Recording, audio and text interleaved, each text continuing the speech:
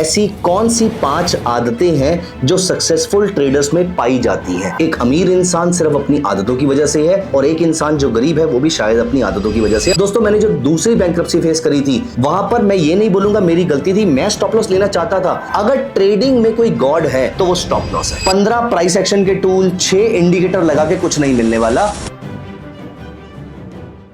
हाय दोस्तों, welcome to my channel Himanshu by Upsearch. दोस्तों, मैंने किसी बुक में एक बात पढ़ी थी कि हम ह्यूमंस और कुछ नहीं होते हैं, सिर्फ अपने आदतों का एक स्ट्रक्चर होते हैं। हम सभी लोग आज जो हैं वो अपनी आदतों की वजह से हैं। एक अमीर इंसान सिर्फ अपनी आदतों की वजह से है और एक इंसान जो गरीब है वो भी शायद अपनी आदतों की वजह से है। Of course there can be many other factors, लेकिन आपके सक्सेस में आपकी आदत का बहुत बड़ा रोल होता है। अगर आप भी मेरी इस बात से एग्री करते हैं तो कमेंट में यस जरूर लिखिएगा, और अगर नहीं करते तो नो भी लिख सकते हैं, कोई प्रॉब्लम नहीं है। हम डिस्कशन भी कर सकते हैं इसके बारे में। लेकिन पर्सनली मैं भी बहुत स्ट्रांगली बिलीव करता हूं कि हम सब पे हमारी लॉन्ग टर्म की आदतों का बहुत बड़ा असर है। कुछ लोगों को सुबह जल्दी उठने की आदत है तो उनके पास एक दिन बहुत बड़ा हो जाता है। कुछ लोग 11 से 12 बजे भी अगर सो के उठते हैं तो दिन छोटा रह जाता है, वो कम काम कर पाते हैं, या फिर कुछ भी इस तरीके की आपकी आदतें जो आपको सक्सेस या फेलियर की तरफ लेकर जा रही होती हैं। हमारी कुछ अच्छी खाने की आदतें होती हैं और कुछ खराब खाने की आदतें होती हैं, जिसकी वजह से हमारी हेल्थ डिटरमाइन होती है। हमारी कुछ एक्स्ट्रा स्पेंडिंग की फाइनेंशियल खराब आदतें होती हैं जो हमें गरीब बना सकती हैं, और कुछ अच्छी फाइनेंस को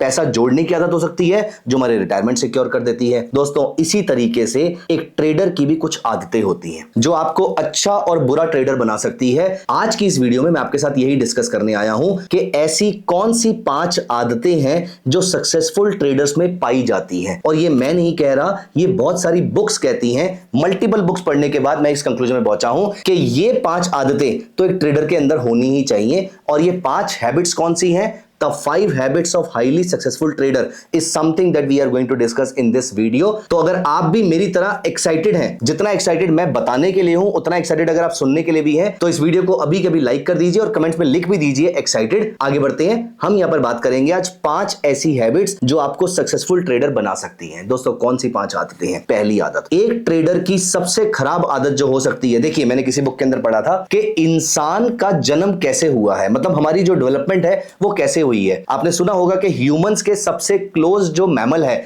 या ह्यूमंस के सबसे क्लोज जो एनिमल है वो चिंपैंजी है। डॉल्फिन भी बोला जाता है, लेकिन देन चिंपैंजी से ही हम ग्रो हुए हैं, तो मंकी वाली प्रजाति से ह्यूमंस ग्रो हुए हैं। तो किसी बुक ने उसको बड़ा अच्छा डिफाइन किया है कि ज्यादातर ह्यूमंस जो हैं और ज्यादातर ट्रेडर्स जो हैं वो मंकी वाली उस आदतों को छोड़ के आ चुके हैं, लेकिन कुछ ट्रेडर के अंदर अभी भी वो हैबिट्स रह जाती हैं, और उस बुक ने उसको बताया monkey mindset. And I completely agree with that author, जिन्होंने मुझे ये बताया कि मंकी माइंडसेट आपके फेलियर का सबसे बड़ा कारण बन सकता है। एंड दोस्तों, let me add one more point here.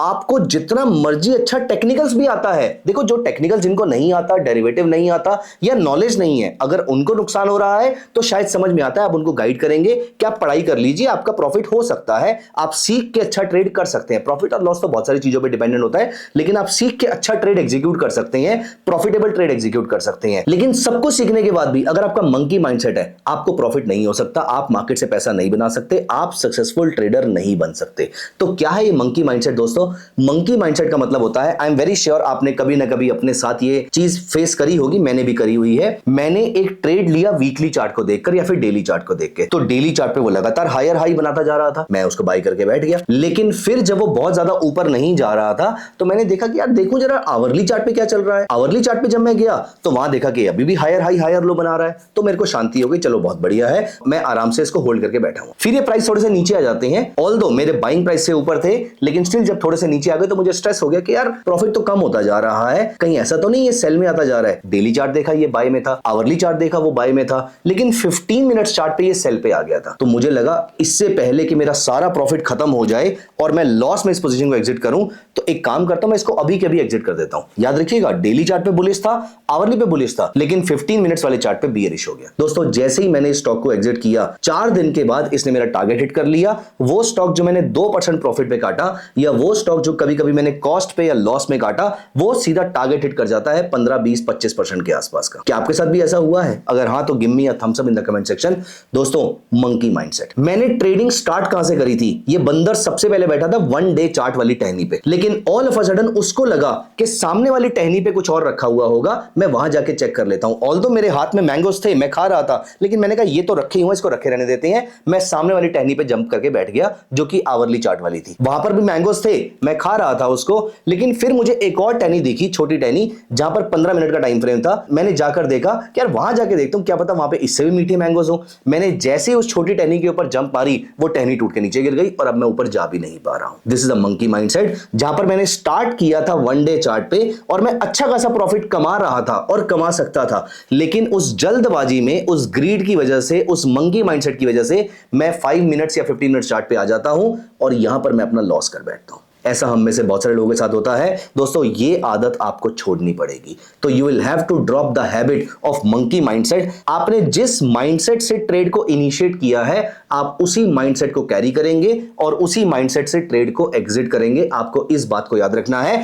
तो अब आप क्या करें, मैं यहां पर क्या करता हूं अभी के लिए, मैं जब एक ट्रेड इनिशिएट करता हूं, मैं लिख लेता हूं। मैं जिस भी प्लेटफॉर्म पे अपने ट्रेड को स्टोर करता हूं, मैं वहां पर नोट्स में लिख लेता हूं कि मैंने ये ट्रेड क्यों इनिशिएट किया था, क्यों इनिशिएट किया था, क्या स्टॉप लॉस है, क्या टारगेट है, सब कुछ पहले से डिसाइड हो गया। अब यहां पर मुझे ट्रेड के टाइम पे सोचने की भी जरूरत नहीं है। आज की डेट में मैं ट्रेड लेने के बाद, स्टॉप लॉस टारगेट डिप्लॉय करने के बाद, मैं ट्रेड को देखता भी नहीं हूं। अगर एंड में टारगेट नहीं आया, स्टॉप लॉस नहीं कटा, तो एंड ऑफ द डे में एक बार देख लेता हूं कि उसमें चल क्या रहा है, कहीं ऑर्डर स्किप तो नहीं हो गया है। लेकिन अदरवाइज मैं उस ट्रेड को ज्यादा बार नजर नहीं डालता हूं उसके ऊपर, क्योंकि मुझे मंकी माइंडसेट से डर लगता है और मैं उसको अवॉइड करता हूं। दोस्तों दूसरी हैबिट जो सबसे ज्यादा पेनफुल, खतरनाक साबित हो सकती है एक ट्रेडर के लिए, वो है स्टॉप लॉस ना लेने की हैबिट। स्टॉप लॉस ना लेने की हैबिट इतनी डेडली हैबिट है कि ये आपको बैंकरप्ट कर सकती है। दोस्तों मैंने जो दूसरी बैंकरप्सी फेस करी थी, वहां पर मैं ये नहीं बोलूंगा मेरी गलती थी, मैं स्टॉप लॉस लेना चाहता था लेकिन मैं स्टॉप लॉस ले ही नहीं पा रहा था, क्योंकि मैंने जिस ऑप्शन के ट्रेड में पोजीशन क्रिएट करी थी, उस ऑप्शन से लिक्विडिटी गायब हो गई। सोचिए, ये तो वो इंसान की बात हो रही है जो स्टॉप लॉस लेना चाहता है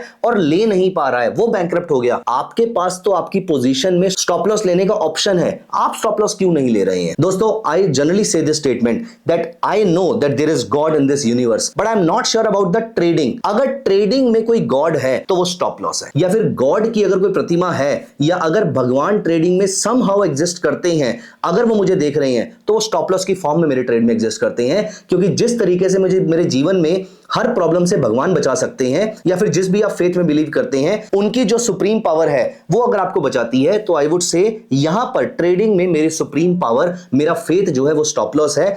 एक स्टॉप लॉस ही ऐसी चीज है जो मुझे यहां से बचाता है, क्योंकि बाकी सारी चीजें तो मुझे मार्केट में धकेलने को लगी हुई हैं। ग्रीड है, फियर है, मैं खुद अपने आप को मार्केट में धकेल रहा हूं। कोई एक चीज जो मुझे टाइम से मार्केट से एग्जिट करा देती है, वो स्टॉप लॉस है। थोड़ा फिलोसॉफिकल लग रहा होगा आपको, लेकिन this is what I believe and that is what मैं अनफिल्टर्ड वे में आपसे बात करना चाहता हूं। इसीलिए मैंने आपको अपनी हैबिट बताई कि मुझे तो पर्सनली ऐसा लगता है कि स्टॉप लॉस मेरे लिए भगवान का काम करता है। जिस ट्रेड में मेरा स्टॉप लॉस नहीं लगा होता, अगर वो एज इट इज पड़ा रहे और वो लंबे पीरियड तक पड़ा रहे, तो सोचिए मेरा कितना बड़ा नुकसान हो जाएगा। अगर 5% लेकर मैं निकल गया और इस पैसे को मैंने कहीं पर डिप्लॉय करके 3-4% भी अगले ट्रेड में कमा लिया, अगर मैंने 5% नहीं लिया होता, तो क्या पता ये 95% पे चला जाता, क्या पता ये येस बैंक की तरह इतना शार्पली नीचे आता, क्या पता पीएनबी की तरह शार्पली नीचे आता, क्या पता किसी और स्टॉक की तरह इसमें शार्प करेक्शन स्टार्ट हो जाती और मेरा कैपिटल वहां पर ब्लॉक हो जाता। इसीलिए make sure that you have a habit of placing a stop loss. चाहे आपका स्टॉप लॉस अगर आपको लगता है कि 95 पे लगाना चाहिए,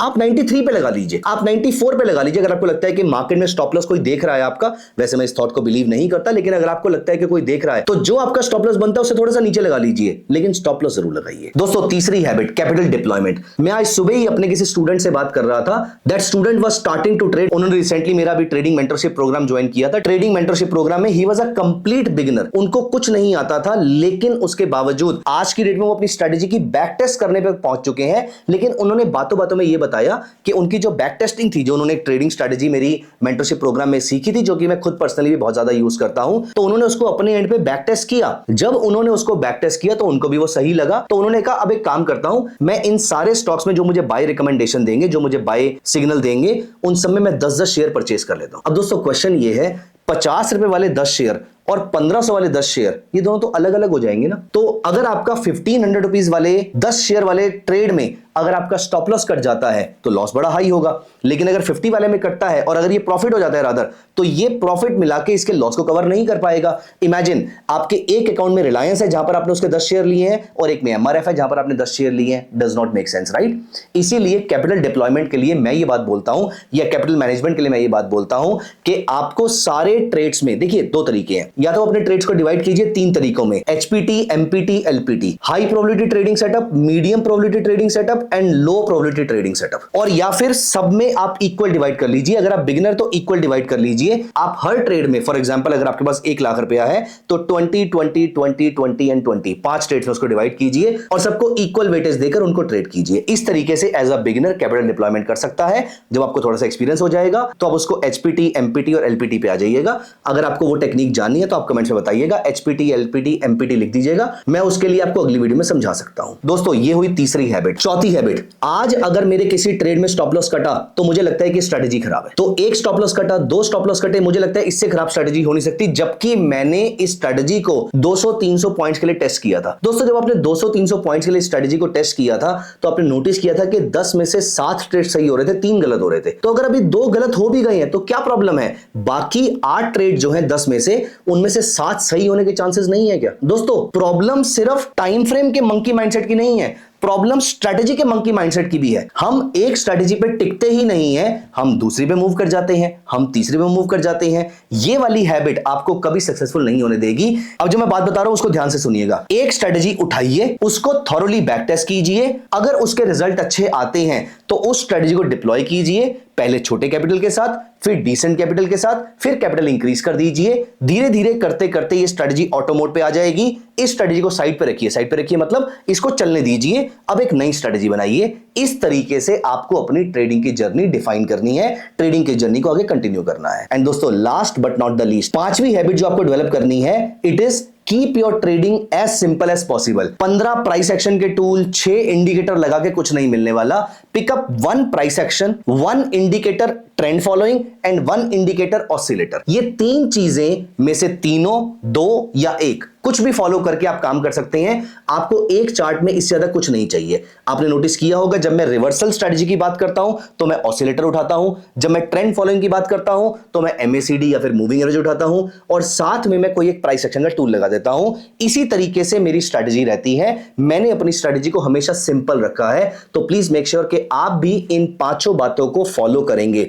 बाय द वे ये सारी चीजें, स्ट्रेटजी का माइंडसेट कैसे डेवलप करते हैं, स्ट्रेटजी बनाते कैसे हैं, स्क्रीनर कैसे बनाते हैं, स्क्रीनर के ऊपर मेरा एक कंप्लीट कोर्स है, हाउ टू यूज चार्टिंग, और ये सारी चीजें स्क्रैच से कैसे करते हैं ये मैं अपने ट्रेडिंग मेंटरशिप प्रोग्राम में भी डिस्कस करता हूं। ट्रेडिंग मेंटरशिप प्रोग्राम की डिटेल्स नीचे आपको डिस्क्रिप्शन में दी हुई है, जाके जरूर चेक कीजिएगा। जाने से पहले वो पांचों के पांचों रूल्स एक बार कमेंट्स में जरूर लिख दीजिएगा, सो दैट मुझे पता लग जाए कि आपको समझ में आ गया और आप वीडियो के एंड तक टिके हुए थे। Thank you so much, bye bye, take care.